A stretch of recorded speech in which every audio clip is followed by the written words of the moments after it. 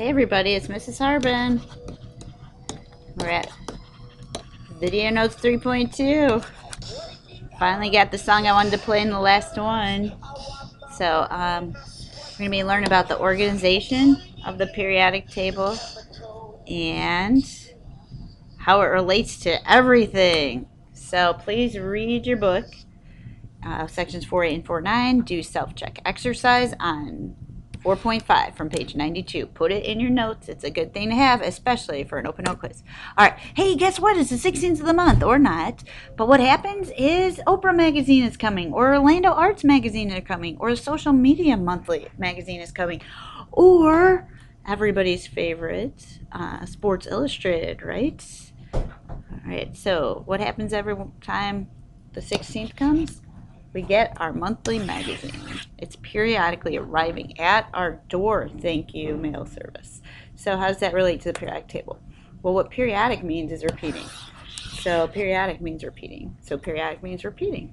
So the periodic law helps us understand the periodic table, and it's that when atoms are arranged by atomic number, the trends will repeat periodically. So let's talk about what that means. Well, here are some things that repeat. Just like the days of the week repeat every month. So the size of the atoms, the pattern for that will repeat. The charge of atoms, the pattern for that will repeat, and we'll learn lots more. So there are 7 periods on the periodic table. Whoops, that should be 6, 7. Count them, they go across. All right, here's how you remember a period goes across, because what comes at the end of a sentence? A period. Which way does the sentence go on the page? Across. So here's also what you need to know. You need to know that those are periods, and these columns on the periodic table are called families or groups. All right. So columns are families, are groups, are vertical on the periodic table. Okay, keep that in mind. Periods are rows. They go across. There are 7 periods on the periodic table and 18 families. So, all right. Series are special, kind of like the Simpsons. It's special. It's a series on TV still. Can you believe it? These are considered a series of elements. We'll talk about them in a minute. Okay, so how did this whole thing get developed the way we have it today? Well, back in the day, 1860s, about Dmitri Mendeleev published a paper that showed that he saw trends when he arranged the atoms based on cards. He had cards with symbols and charges and properties on them. He saw trends when he arranged those atoms by atomic mass. The elements by atomic mass. He was really close. We don't use atomic mass anymore. We use atomic number, thanks to Henry Moseley, because he helped us figure out about atomic charge or nuclear charge. But back to Mendeleev, Dmitri Mendeleev, he not only arranged the elements, he also left blank spots in his periodic table and said that there would be elements that would be discovered to go there. And guess what? They were discovered. So Mendeleev gets credit for our modern periodic table, although his was different. He only knew about 60 elements. He had no idea about protons, neutrons, and electrons. He just used properties. Today, we arrange our periodic table by atomic number, and Mendeleev didn't do that because he didn't know about it. But as you can see, he's got the beard. It's a trademark of Mendeleev. He's saying, who says science doesn't change? Okay, so one thing that is periodic on the periodic table is charge. So I want you to find a periodic table you have and number it 1A, 2A, skip over here 3A, 4A, 5A, 6A, 7A, and 8A. Okay, so those are what I call the tall groups on the periodic table. Look, there's 8 of them, okay? And every element, for the most part, in group 1A makes a positively 1 charged ion. 2A makes positively charged. I'm going to separate the metals from the nonmetals. The metals make plus 3 charged ions. The ones in group 4 could make a positive 4 or negative 4, but usually we're not going to talk about their charges. 5A makes a negative 3, negative 2, negative 1, and group 8A has a charge of 0 when they make ions, because they don't make ions. Okay, so remember, please memorize those charges, but we don't really have to if we look at electron configurations. Okay, regions of the periodic table. Well, like I colored in the last one, you have your metals on this side, metals on the left, I'm sorry, I just said metals on that side. I'm totally lying to you. Find a metal. Oh, look, it's iron.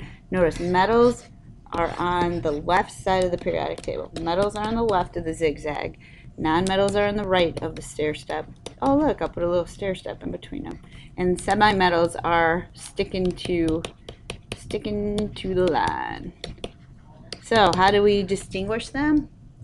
Well, metals have high luster, they're shiny, they usually conduct electricity, they're solids at room temperature except for mercury. They're pretty malleable, means you can bend them or shape them. They're also ductile, meaning you can make wires out of them. Ductile, make wires.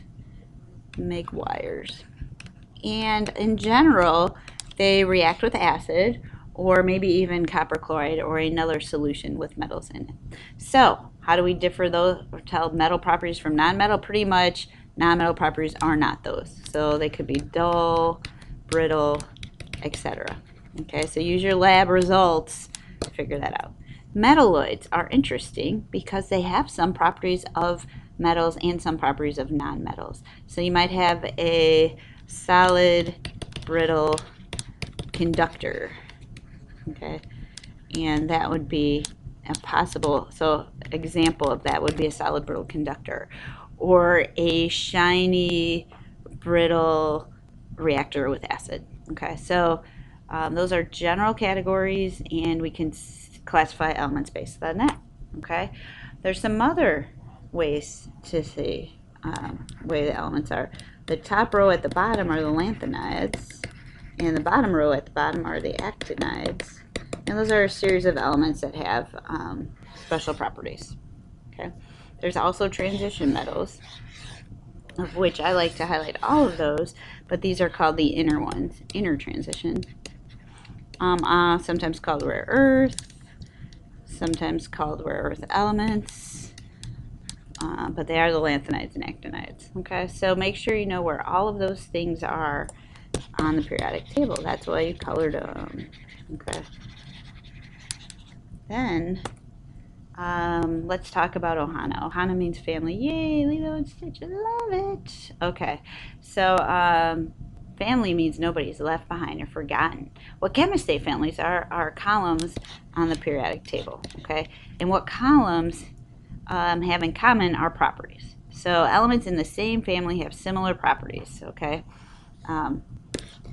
Same family, columns, similar properties. Make sure you know that. But hydrogen is an orphan, like Stitch. It's in a family of its own.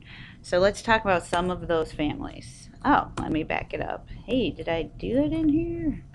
Okay, so I'm going to back it up to here, erase some of this, and talk about those families. All right, so this family, you know, are the alkali metals. Okay.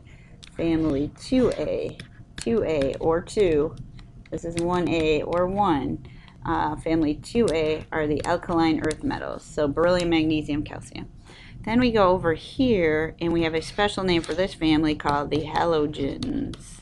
All right, and then the noble gases. Noble gases. Great, I think you know this. We colored them.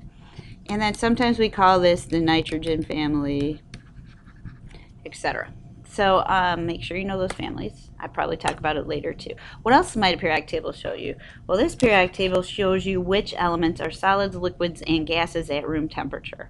So if you notice, mercury and bromine are only liquid elements at room temperature. We got some gases over here, and then everything else is solid. Okay. This periodic table shows the synthetic elements that can be created in the lab, and some of them that were only created in the lab. Okay, so let's learn the names of the family. I knew I'd do this later. Alkali metals, we got this. Alkali metals in group 1A, 2A. All right, we'll do this again in the classroom, but then I'll ask you questions about it, like about valence electrons. So make sure you know all of these families. Sometimes the boron family is called the aluminum family or group, carbon, nitrogen, oxygen, halogens, woohoo, halogens over here, halogens, noble gases over there. Okay, so if elements are in the same family, they'll have similar atomic sizes for their row, and we'll learn more about trends in the next video notes. Similar reactivity, okay? So if one thing acts one way in a family, you should expect the other things to act similarly, but maybe slightly different or more, okay? Identical charges for their rows. So we'll look at that in a second. But the elements in a family will have similar properties, but they'll be different from these elements here or there, okay? So let me go back to charges. Woohoo! So these all have a +1 charge. All right. These all have a +2 charge when they form ions, not as elements because elements are neutral, but when they form ions. And these all have a -1 charge. And we will definitely go over that over and over and over again. Okay. So, sorry, I'm back to here. Families have similar properties. Okay, so elements in the same family have similar properties with some differences. You know, you might not look exactly like your brother or sister, or you might have some traits, similar traits. Okay, periodic traits. A periodic trait repeats across a period. Okay, so atomic mass gets bigger going across. For the most part, there are a couple exceptions. So an atomic mass is a periodic trait because then you go to the next period and you see the same pattern. Then you go to the next period, see the same pattern. Charge or reactivity. Charge. So +1 here, 0 here. If you go across, it's the same in the next period. So it is a periodic property. Reactivity. This element reacts differently than that, and then you see a pattern going across. You go to the next row, you see the same pattern. So reactivity is periodic. Why is reactivity or periodicity shown on the periodic table? It's because of electron arrangements, okay? All of these end with an S1 configuration, so what are they? Losers. And so they lose their S1 electron and are more like the noble gases before them. All these losers start with 2 electrons in their outer S shell, 2 valence electrons. They lose them to be more like the noble gas that comes before. All of these form a -1 charge because they start with a P5, an S2P5, and gain 1 to be like a noble gas. So all they need is 1 extra electron to be like a noble gas. So valence electrons, make sure you can tell how many valence electrons an element has. And make sure you can figure out the charge for an element's family. Okay, to review. Families are groups or columns or up and down, vertical families. All right. Periods are rows where traits change but repeats. Okay, so periods go across. There's 18 families on the periodic table, and there's 7 periods on the periodic table. Please memorize the groupings, alkali metals, etc. Periodic means repeating. Periodic means repeating. Make sure you know the periodic law, and they use atomic number now, where Mendeleev used mass. Hey, I think I'm out for now. And make sure you can do all of this stuff. Yes, putting the music in again. And now, referring you back to book connections, read that. All right, thanks for playing. See you next time.